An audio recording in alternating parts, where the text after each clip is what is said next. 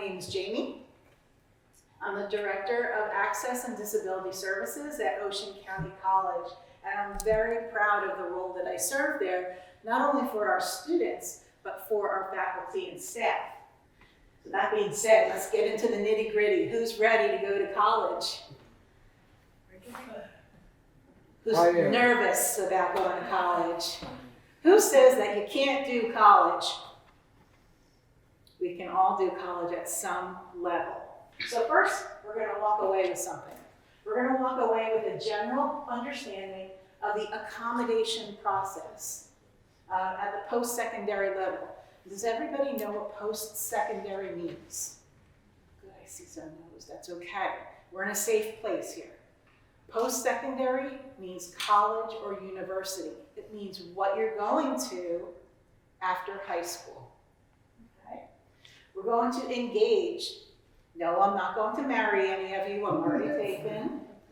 But we're going to engage, and that means that we're going to talk back and forth, and you're going to ask questions, I'm going to ask questions, and we're going to come out with some answers about a dialogue about what college accommodations look like for students with disabilities. We're going to discover some things. We're going to find out multiple ways of preparing you as a student with a disability, how to self-advocate for your needs. Has anybody ever heard of that word, self-advocate? All the time, yeah. Okay, guess what? It never goes away. I'm not going to tell you how old I am, but Miss Wendy shared that I've been in this field for 30 plus years, so it's a long time, and I'm still self-advocating for what I need. Okay? So you're going to do it all your life. You're going to keep on hearing it. And the last thing is to identify differences between high school accommodations and post-secondary or college accommodations, because they're going to be very, very different. So here's the starting point. I'm going to ask you, on a scale of 1 to 5, how much do you think you understand today's topic, higher education? If it's a 1, let's put a 1 up in there. Can it be lower than 1? Why not? Why not? Any 2s? I got a couple 2s. I see a couple 2s down here. So yeah, it's lower than. How about 3s? Got some 3s. Okay. 4s? Anybody an expert here? I'm putting my hand in my pocket because nobody should be really an expert. We all have something new to learn. So I think that it sounds like we're all kind of in the 0. Oh, I have a 0. Okay, very good. I'm sorry. I got a couple 0s. So guess what? Hopefully by the end of this talk, you'll at least be greater than 0. How's that sound? All right.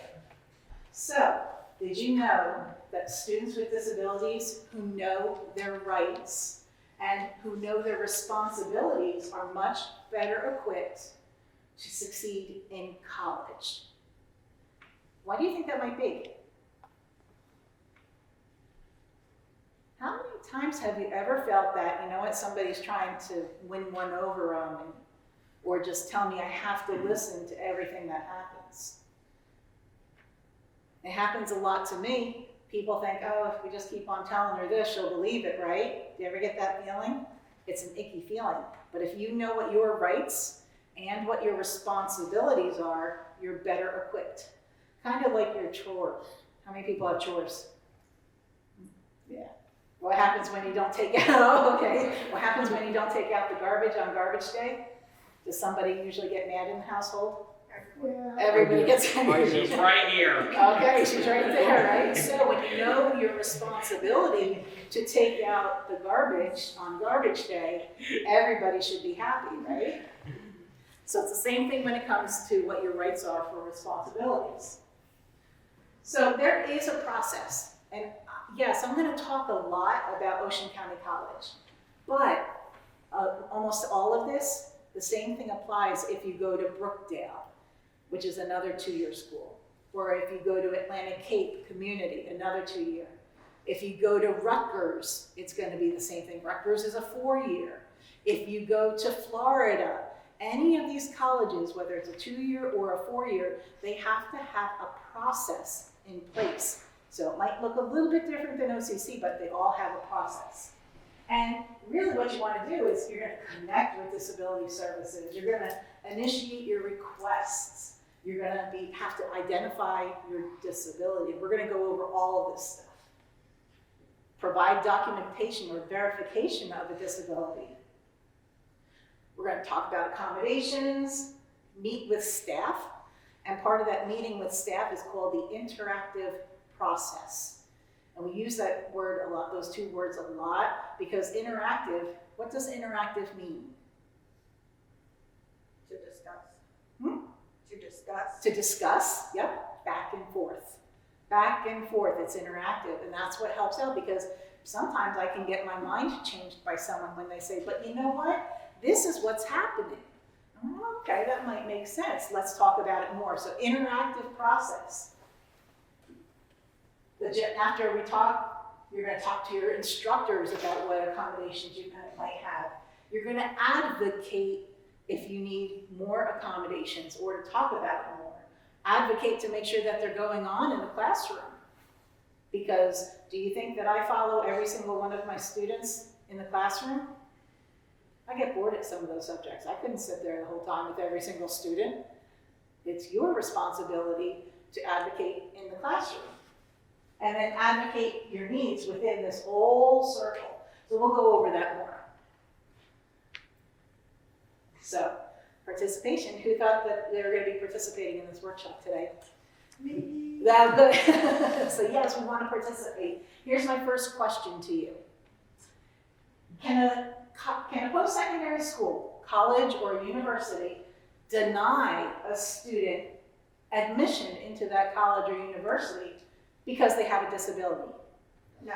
No. Nope. Nope, because that's called discrimination. So the answer correct is no. We cannot deny you access because you have a disability. Here's the next question. Do you as a student have to inform that college or university that you have a disability? Maybe. The answer is maybe. If you don't want accommodations, maybe you don't think that you need accommodations. You don't have to tell the school anything. But if you do want accommodations, you do have to let the proper people know so that they can put accommodations in place for you. So the answer is maybe. I do have a lot of students that I work with now who, when they first came to OCC, they were like, you know what, I had an IEP in high school. I don't want to deal with that anymore. I don't want it. And I respect that because it gives them a chance to really find out who they are as a person, who they are as a student, and find out more about how their disability may or may not impact their education. Most of those students did come back to our office later on and say, you know what, I tried school without help. I think I need help. And that's what we're here to do. We're here to help find out what kind of accommodations we can put in place. So the answer is right, yes and no and maybe. All of those together. So there is a legal obligation, and this is a very different legal obligation than what you might see in high school. So the Office of Civil Rights, or OCR, enforces for colleges Section 504 of the Rehab Act. And we just call that Section 504. And also in Title II of the Americans with Disabilities Act, under Title II, and they prohibit discrimination on the basis of disability. So that we have legal obligations to make sure that we're providing appropriate, reasonable accommodations at the college level. But here's the difference. So, although Section 504, we hear 504 plans sometimes in high school, that 504 is under a different section of the law than 504 for colleges. What happens once a student graduates from high school, that IEP and that 504, poof, it's gone in the wind. We look at it as reference, and I'll talk about that more. But Section 504 does, and Title II both apply to school districts and colleges, The responsibilities are very, very different. Students have more responsibility at the college level than you did as a high school student. What happens is it's more prescriptive in high school. You have an IEP plan, and in college you have a letter. It's all about access, and we're going to talk about that in a second. So there's legal differences, and that's really what governs us at the college level. It gives us guidelines that says, okay, you have to break down some access issues, but it's ultimately up to the student to succeed. So in high school, there's IDEA, Individuals with Disabilities Education Act. That's the free and appropriate public education. The other law that is governing us in high school is 504, Rehab Act. IDEA is all about success. So a lot of modifications may have been put in place. So an example of a modification might be, as a high school student, how many of you have had quizzes or exams? Okay, yep, there's quizzes and exams, right? Maybe there's 100 questions on that exam. A modification would say, and we know there's 100, but you only have to do 10 of them. That's a huge modification.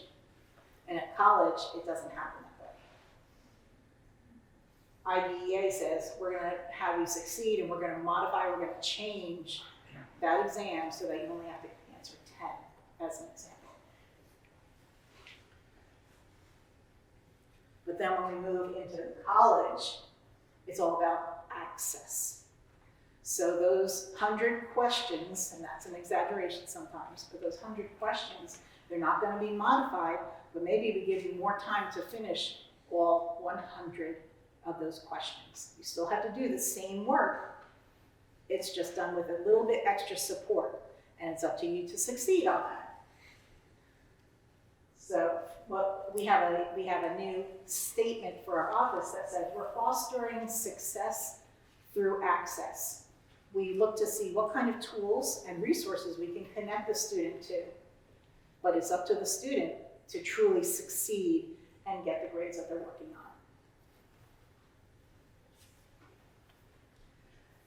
Here's another question. I know there's not too many of them, but I wanted to see how much we can get out of everybody. Do students have to provide documentation of disability in order to request accommodations? Yeah. I got some yes. It's helpful, absolutely. So this is another one of those, maybe, yeah, it's another, let's play it safe, we'll go in the middle. Now, if I saw a student that needed some help getting to the second floor of a building, and I saw that student uses a wheelchair, do I need to have documentation from the student that says that they can't climb those stairs? No, I would expect somebody to kind of say, Jamie, can you see what's going on right now, right? But if there's something hidden, if someone says, I have anxiety, I'm diagnosed with anxiety, we can ask for verification of anxiety as a disability. Or autism, those are things that I can't see. I might be able to assume it, but in my job, it's a bad thing to assume, but the best thing to do it. So there are things that, yes, we do need to ask for verification. And almost every school that I've ever known has a disclaimer that says, we reserve the right to ask for more verification of that disability, because what we want to do is we want to make sure that the accommodation is matching what the barrier is related to that disability. It's kind of like we're tying everything together. Like, yes, because I have a hearing loss, I need to have my videos captioned in order to hear what's going on in that video. If I just like captions because I like to follow along, well, lots of people like to follow captions. Maybe I'm at the restaurant and I like to hear over the chatter, but that's not a true accommodation. It's something that's nice. Yeah. No, actually, great question. So the question is, am I infringing on HIPAA laws as a college? No, because we're not a medical facility. But the type of documentation that we can ask for depends on the disability. So we want to have from a specialist in that area. So most times someone with ADHD, with any type of neurodevelopmental disability, autism, will be working with a provider, perhaps a psychologist, psychiatrist, neurologist. Those are all specialists that are going to be, that know more about the individual's disability, limitations, they have a history. Can you go to a nurse practitioner?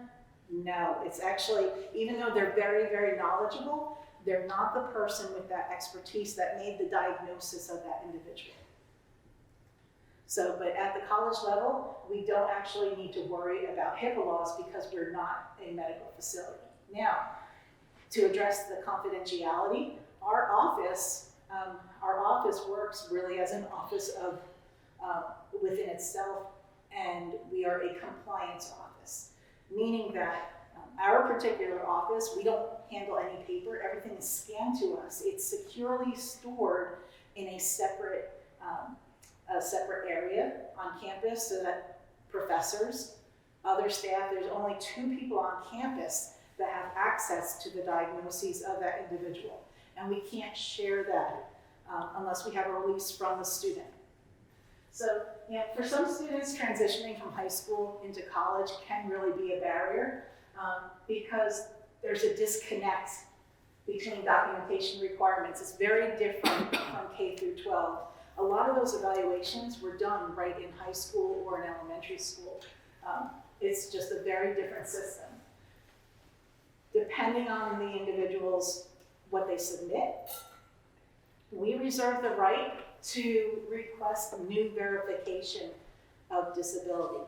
That doesn't happen often, but where the school would pay for that type of evaluation, now the college student, the student is responsible for that evaluation if we ask for it. What we try to do is we try to connect students to other resources that can help either with a scaled rate on evaluations or something that they could get through another program. But we typically don't ask for a lot of new verification. That will often come into play when a student gives us only a 504 plan. That 504 plan doesn't really mean anything to us because it doesn't have the disability, it doesn't say the limitations. An IEP would have more information because there's typically at least 2 evaluations tied to that IEP. Another difference here is that there's a responsibility for seeking out the services and accessibility considerations. It's all on the student. Staff don't follow the student around at college. So the student needs to say, come to our office, and this is a big transition for a lot of people. They need to say, I'm struggling, I don't know what to do with this, I don't understand. And if our office isn't the office that handles that concern, we connect to resources. But the student really is on their own once they have their accommodations in place. But we really do try to connect with those other resources, and I'll talk about the resources that we connect students to at Ocean County College. There's also a lot of confusion about disclosure. So one of the biggest conversations that we have with students when they come to us is that they do not need to share what their diagnosis is. You don't need to tell anybody except our office that you have autism, or that you have a developmental disability, or that you have epilepsy. That's all private, it's confidential. Our office is not going to share that information with anyone else. But some students feel that they need to tell everybody, and we try to encourage them to keep that private unless you feel that you have to tell a professor, but we try to actually discourage students from doing that because it's an invasion of privacy.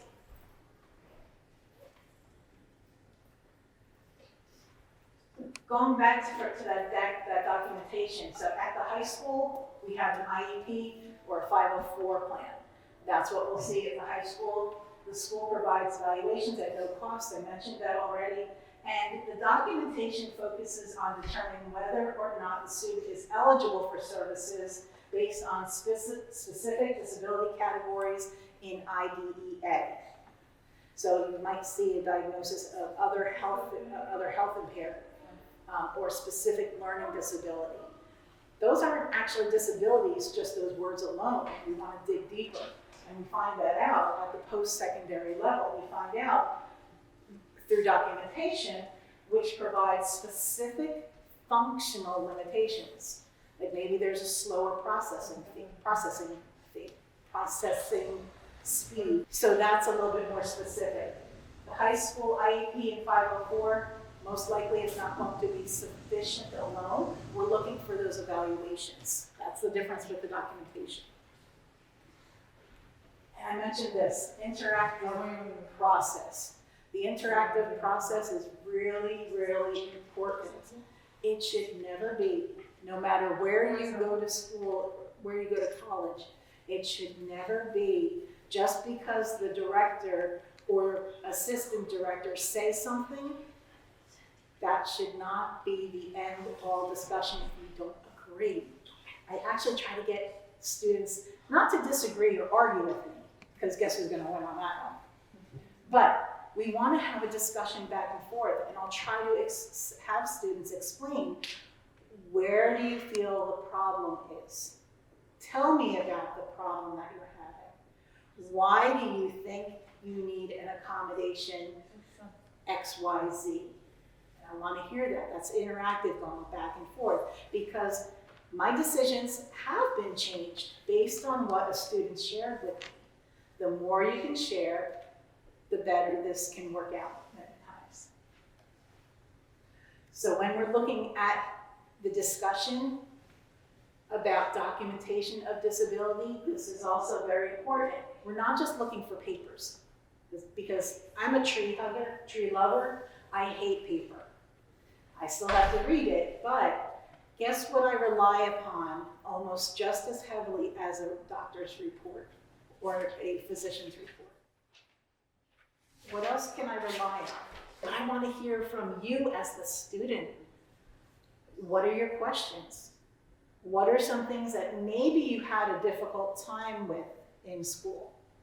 All right, so that, again, I want to get that information from you as the student to find out where your difficulties are. And you can say, you know, I have no problems, that's fine, and I'll take that. And we'll see, maybe in a couple weeks, a couple months, you might change your mind. We're always changing. I never leave everything set in stone. There's always room to grow. I should actually go back though. There's one thing that I didn't really, well, we'll talk about it in a little bit, but I'm talking mostly to the students here.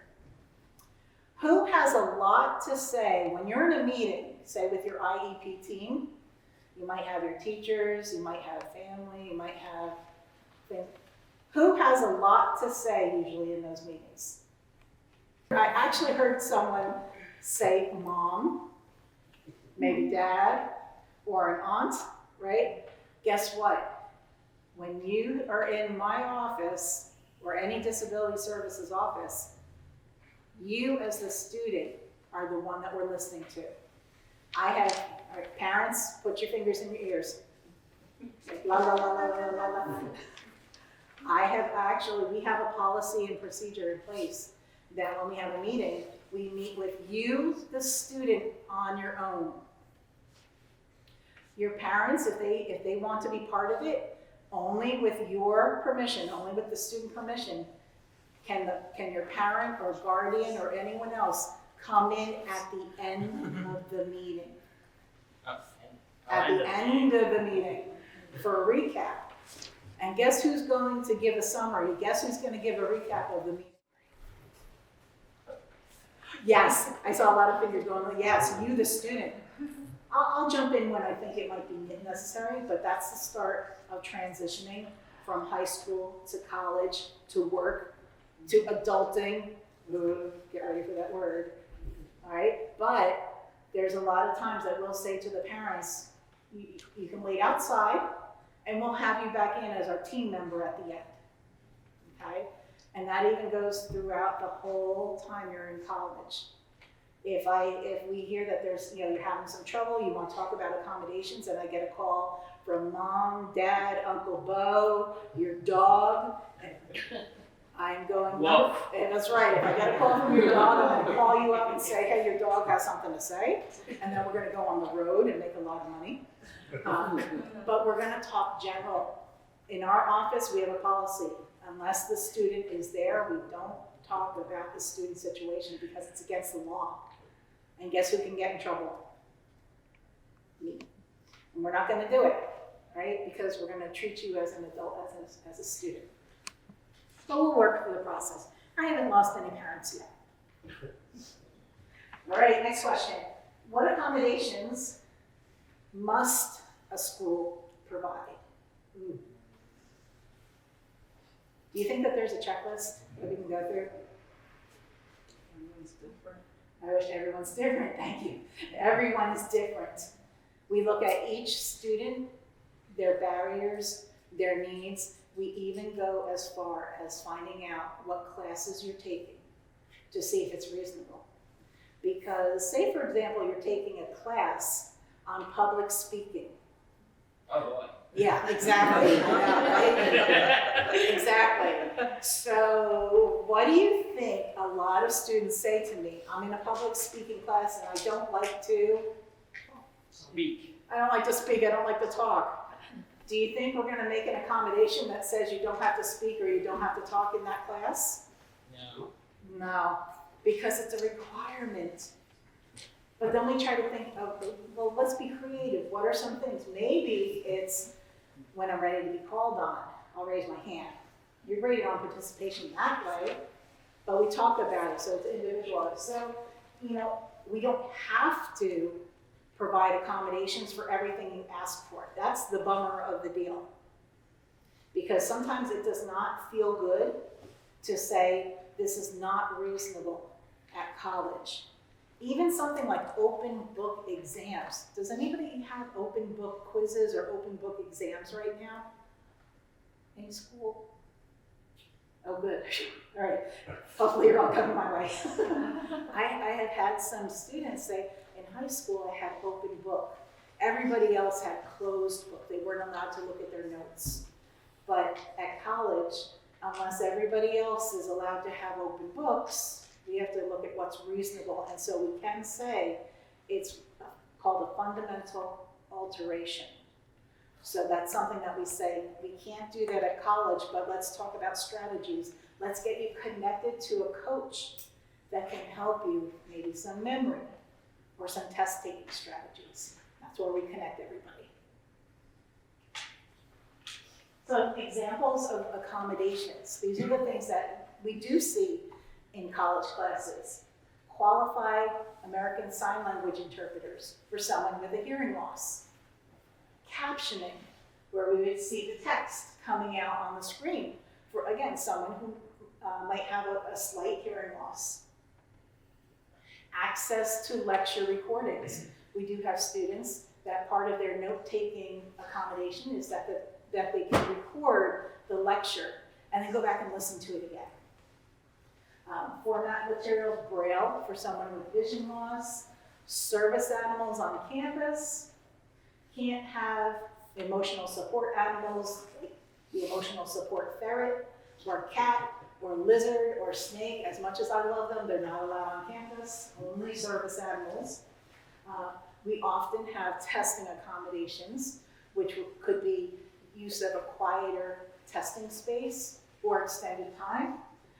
Maybe breaks. Sometimes students need to reset themselves, and so having an opportunity to take a step away break, step outside of the classroom, come back in after, like, say 5 minutes, because we want you to come back into the classroom. And it's all based on individual need. But as I mentioned before, there are those exceptions. We cannot modify the curriculum or the academic requirements. So there are going to be those exceptions where somebody might ask for an accommodation. I can't just blanket say no. We have to have, what's that called? The interactive Disability. process, interactive process, going back and forth, and you can explain why you feel like it, why you need it. We talk about why it's not appropriate. We try to find a middle ground.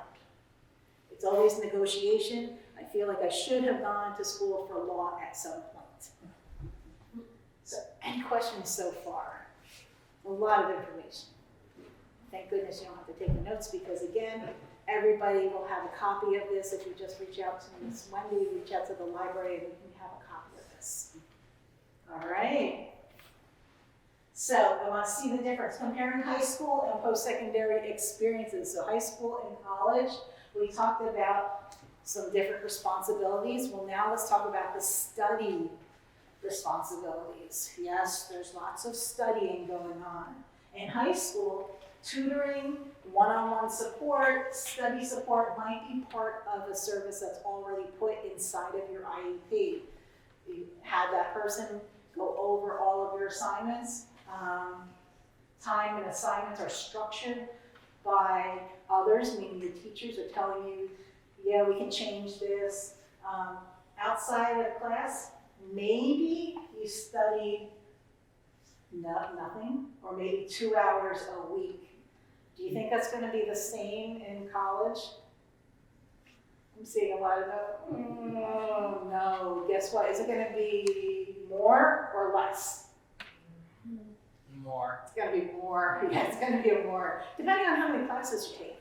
And it's what you want to put into it. So tutoring doesn't fall under disability services. Tutoring is open for all students.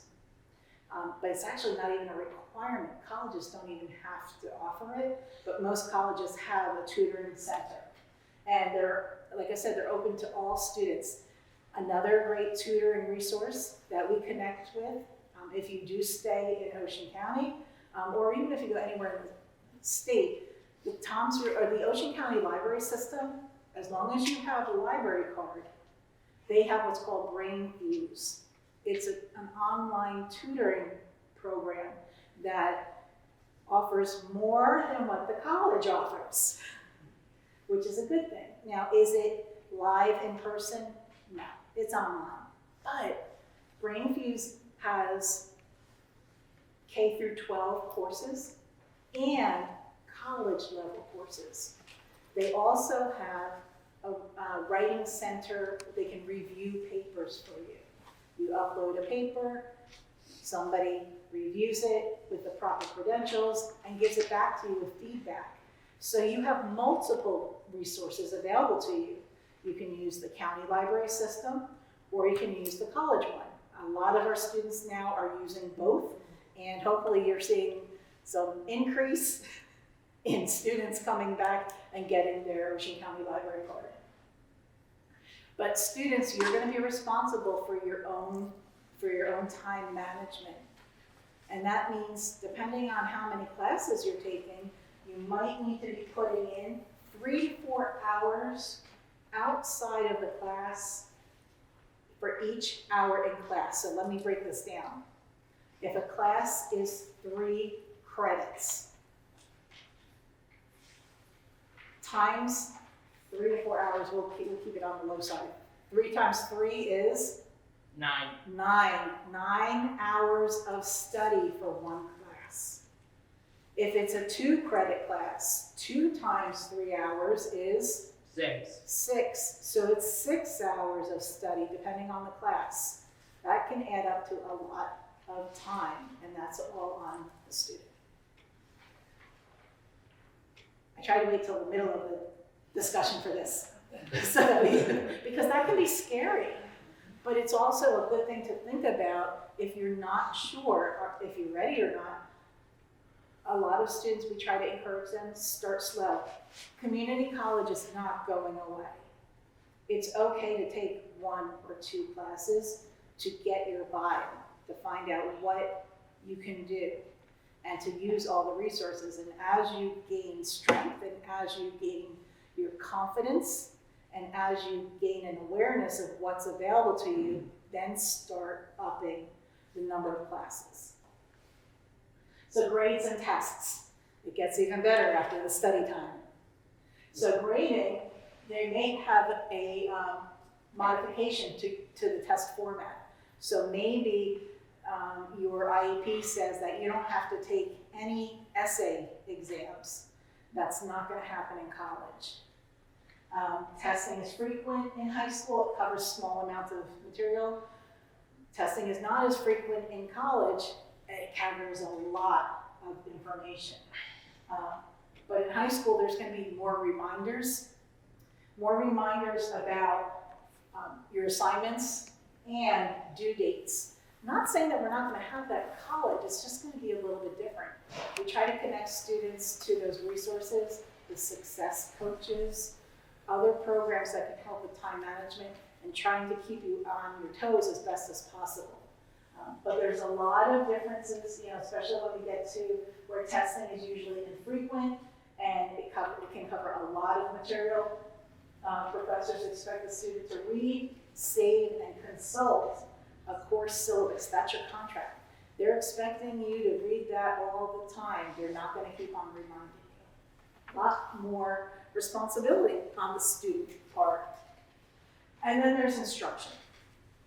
So the instruction part, one thing that we really have to take a look at is the instruction in high school. Again, teachers can modify, the students are expected to read short things. The school year is typically 36 weeks long, and the students seldom need to read anything more than once. Sometimes listening is okay. That's going to change when we get into college. Professors don't need to modify their curriculum. The students are assigned a lot of reading, and then be able to, it may not actually be addressed right in class. It may not be addressed until the end of the during a midterm or a final. And typically the academic year is really built into two main areas. We have 15-week sessions. So where there may have been 36 weeks long, now we've got 15-week and another 15-week for another whole other course. It's a lot of information in a shorter period of time. And that's another reason too why we try to say to students, it's okay to take 1 or 2 classes to just start out. If you're able to do that, go slower because it's a different pace. We talked about this parent role already. Parents have access in high school, access to everything. I say this in a loving manner. If you sneeze, they have access to your tissues. Everything you see and do and say in high school, your parents have access to. In college, it's not the same. You have more responsibility. You have many more rights. You can still include, and I encourage this, you can include your parents, your support system in your activities, but your parents don't have as much control over what's going on. And that's why we try to really, really build at OCC that you are advocating for yourself. And there we go with the self-advocacy. So really it's self-advocating for what you need and what you feel you need. But you know what? Disability is part of the natural human experience. It's not something to be ashamed of. It's not something to be feared. And we are here to help you along that journey. Okay, this should be a pretty easy one. If you as a student want an academic accommodation or an accommodation, what do you need to do? Tell someone. Tell someone. Who could you tell? So whenever you want an accommodation, you really should first come to us, your professors. If you go to them first, they should be saying, you need to go to disability services because professors can't make accommodations on their own. All right? So we do have some advantages and disadvantages of disclosure. Again, it's up to the student how comfortable they feel about it. Again, I'm not going to go through every single one of these, but you will be able to see this. You know, sometimes for some students, just the stress of keeping something secret that maybe they don't want to, they're not sure, should I tell others that I have a disability? That stress can be very overwhelming. So again, you can come to our office and we can talk about the pros and cons of who you want to share that information with, if that's even a concern. We do have peer groups that are, that we try to run as frequently as possible. Our peer groups are student-led.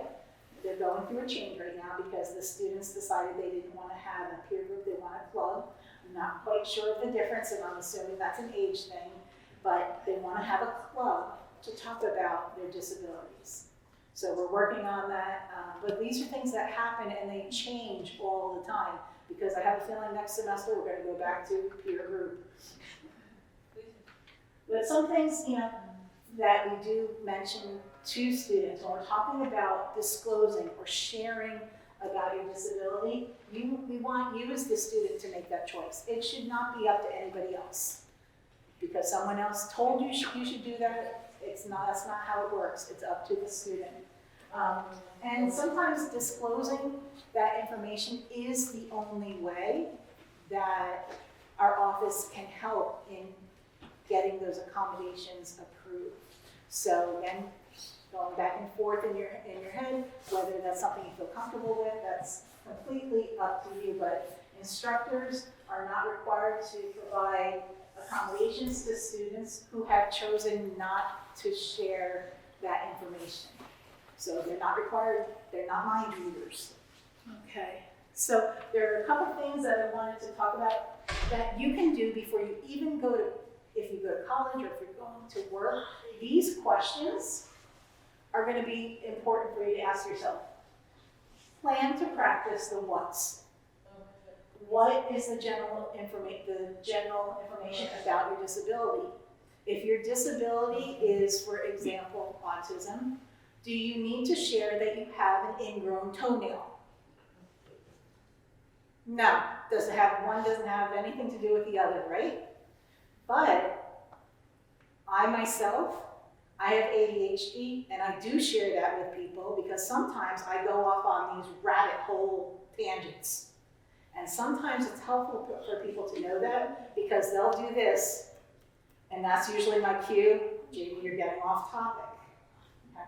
So I choose to share that information with people. I'm not going to talk about my ingrown toenail because I just got it fixed last week. It's been on my mind, and on my foot too. Okay, why do you choose to disclose disability? Is it because of your academic performance? Is it something that's going to help the other person to know? It's helpful to know, to practice what things have worked for you in the past. Did it help you to maybe type your papers out instead of handwriting them? For some students, that's part of the disability. They need to have things typed. So that's helpful for me to know. Because I wouldn't want to have somebody, because of their disability, be pushed into doing something that they can't do, right? And how is your disability or any other life experience, how can it be affected in your courses positive? So we want to know what can it do in a positive or negative manner. You want to practice home. So who are you going to say this to? Are you going to say this to the gardener outside? No. Are you going to practice it maybe with a counselor that's on staff at Disability Services or even in the counseling center? I see some head nodding. Yep, that could be helpful. You could even maybe practice sharing it with your professor. What about with the president of the college? If you knock on their door, are you going to share it with the president of the college?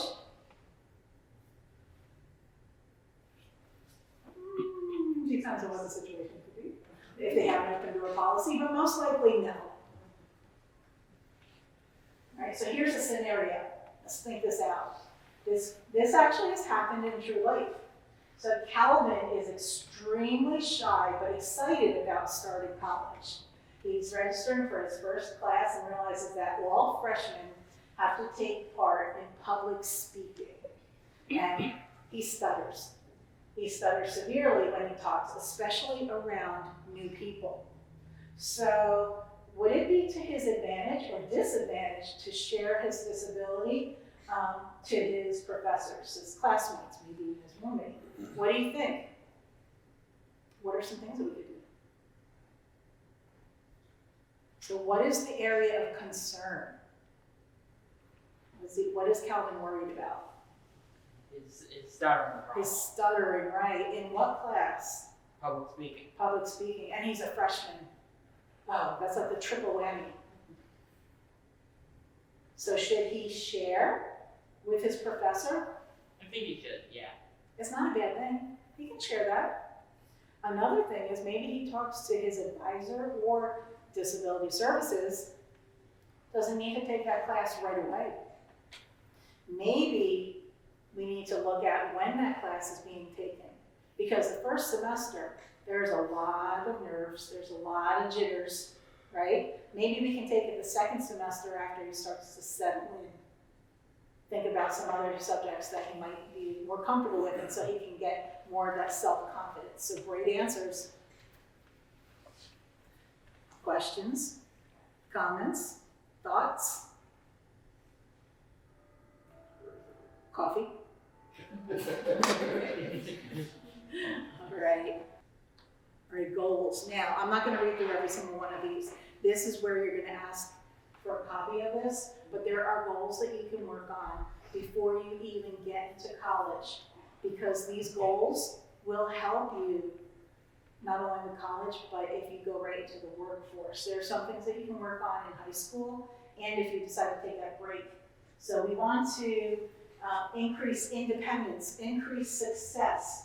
Electronic communication. What's electronic communication? We have a, there we go, yes, we have a phone. Email is one of the main methods of communication in college, no matter where you go. So, initiate calls, initiate emails. Can you respond? Because I can't tell you how many students don't respond. We send a message out that says you need to do X, Y, Z, and then gasp. They don't do X, Y, Z. They don't do X, Y, Z. I'm ghosted. I've been officially ghosted. How do you think that makes us feel? Like a ghost. Like a ghost. We're sad because we're trying to offer support. So respond. It's part of that interactive communication, the interactive process. So finding those spam messages. How many people get spam? Not the meat. We got email spam. Get rid of it because that can come through, right? Delete old emails. Those are things that you can work on now. Next thing, completing assignments. This is probably if you're already in school, complete assignments in Word or another program. Submit your assignments through email because that's what's done in college.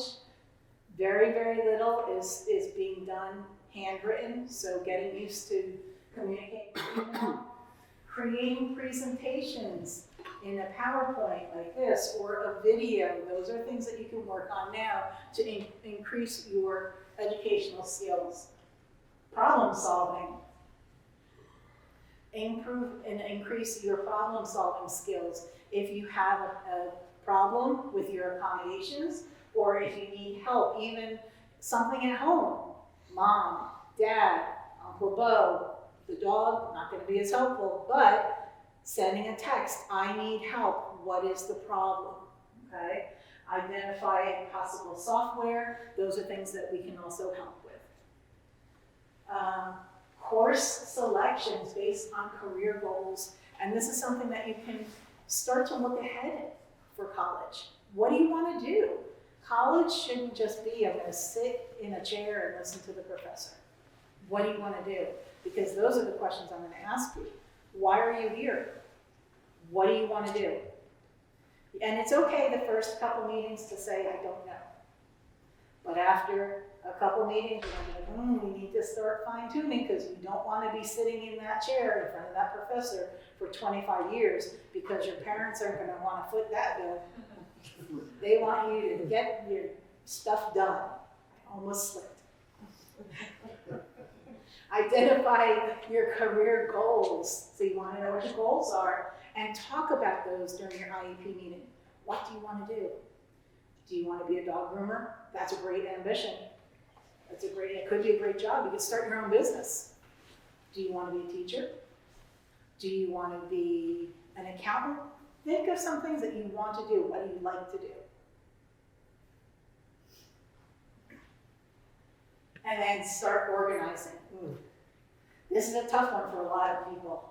Start using an organizer so that you can see when assignments are due, or when you have meetings, or when you have to study.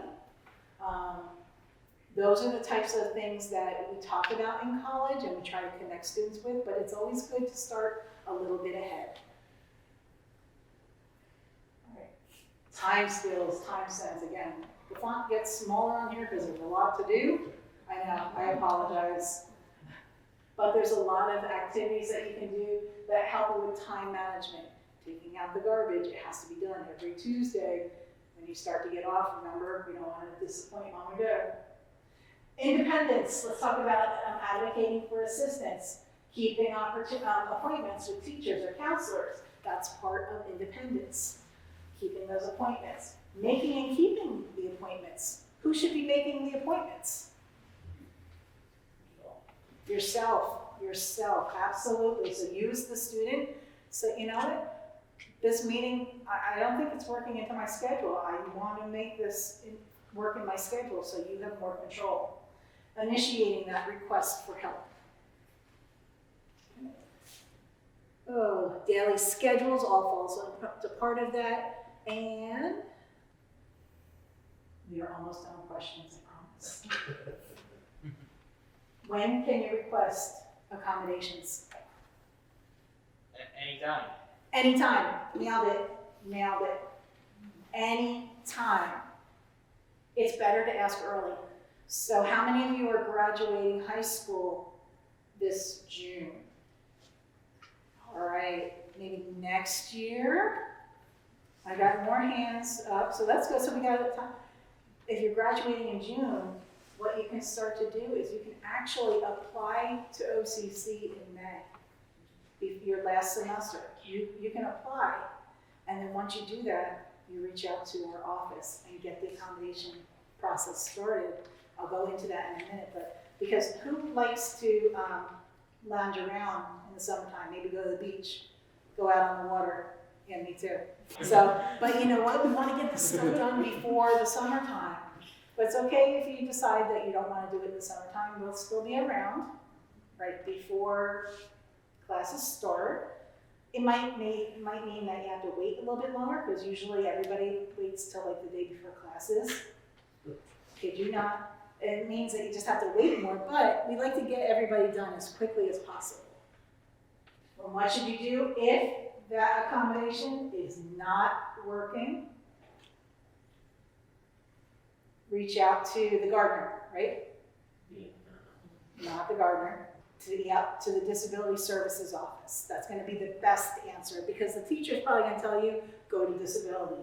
All right, questions. Look at that, nearing the end. We're getting to the end here. That's okay, you can clap. Okay, let's talk about OCC specific. Is there anybody here that thinks that they might want to apply or go to OCC? Excellent, good job. Okay, so then I might be seeing you guys when you're ready to apply. So who is eligible? Ocean County College is an open public entity, which means everybody gets in. You still have to apply, but everybody is accepted to Ocean County College. So if you are a current OCC student or you are about to become one, you could be eligible for accommodations. So you have to complete the OCC application first. OCC application, and then you meet with Disability Services. What we do in our office, we have an intake process, and that's where we talk about the accommodations that you may be qualified for. We do software demonstrations for specialized software that could help you during your journey. We connect you to county, state, and campus resources. We also provide vocational rehabilitation, so career counseling and disability-related supports. We do a lot of help with our faculty. So when our faculty have questions, we expect them to come to us so that we can have like a three-way conversation about what's going on in the classroom. We do a lot of outreach events, just like we're doing today. We have peer support groups, and as of 3 years ago, this is our third year, we have an academic honor society. So students that are eligible for this academic honor society have to maintain a 3.1 GPA, and they have taken at least 24 OCC credits. And as of today, we have 75 students that accepted their invitation, and we've had hundreds of students that were eligible. So it's a great accomplishment because it's a national honor society. Nothing gets scaled down. So steps, first, you submit your request online. Everything is online. It asks you your name, your address, your contact information. It asks you about your disability. So it's important for you to know what your disability is. It'll ask you what accommodations or what help did you have in high school. And you can list it. You can ask a friend or family member maybe to help you fill it out. Or you can put, I don't know, unknown, because we're going to talk to you about that answer, and we'll find out what things helped you asked. We're going to also then collect, we talked about the documentation of disability. So how many of you have a 504 or an IEP right now? Good, good, good. Okay, I see some hands. Excellent. That's the documentation. It's that easy. You're going to ask your school. Ask your school to email you your copy of your most recent IEP, the full educational and the full psychological, everything that's within 3 years. If they email it to you, then you can upload it through this, what we call our Accommodate portal. Because if you have paper, that's okay. We'll schedule an appointment to get it scanned for you. You turn in your documentation to our office, we review it, and then we're going to tell you, make sure you're checking your email, because in that email, I'm going to say, we reviewed your stuff, let's schedule an appointment. It says in the letter that you can have a support person, you can have a parent, you can have a guardian, but again, those people are going to have to wait till the end of the meeting so that we can do a recap and answer any questions that they might have. And then we're going to talk about your accommodations. We'll talk about what resources we can connect you to. So it is pretty easy, believe it or not. This is our new Accommodate portal. Any student that's connected to our office has access to this portal, and they can schedule appointments with us. They can see all the letters that we send out to them, their accommodation letter. We also have a Zen den. Very nice quiet area that students that are connected to our office can sign out for a couple minutes just to kind of get a sense of grounding and then move on to the next class. But you can schedule time in your Zen den. We post resources, but these are really, it's a great resource to keep everything all at once, because if you go to a four-year school, the new school is going to ask you for the same documentation. You have it all in one place. You download it, you send it to the new school.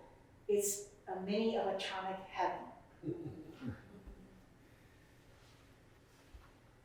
Examples of documentation. Really, this is where I think everybody in here is sitting. Your IEP, junior and senior year, that's what we're looking for. Your evaluations. If you're connected to DVR, Division of Vocational Rehabilitation, if they did an evaluation, you can send that to us as well, and we'll review it and keep it as part of your file. For other students, there might be counselors. If you have a 504, usually that's not enough information. We'll give you verification forms depending on your disability. And then we work with several students who have permanent disability, VA-related disability, and so we work with them on separate papers. So really, these information sessions, it's where you get to talk about your concerns, where we connect you with resources, and get you ready as much as possible for that start of the semester. The really nice thing about this information session, even though we only have one of them for each student, there's always an opportunity to schedule appointments with our staff. We have students that meet with us weekly, some every other week, some once a month. It's whatever you want. I have had many students, they get their letter, that's all they want, and then they graduate. That's totally fine. If it works for them, it's perfect. Now, remember what your numbers were. I remember somebody clearly in this room was a 0. I'm not going to say who that person was, but do you feel that you learned something new or something better since the beginning? All right, so thumbs up. Any thumbs down? Thank goodness. Okay, good. So we got thumbs up. Excellent. That's what we like to hear. I wish you all the very best, no matter where you go, whatever you do.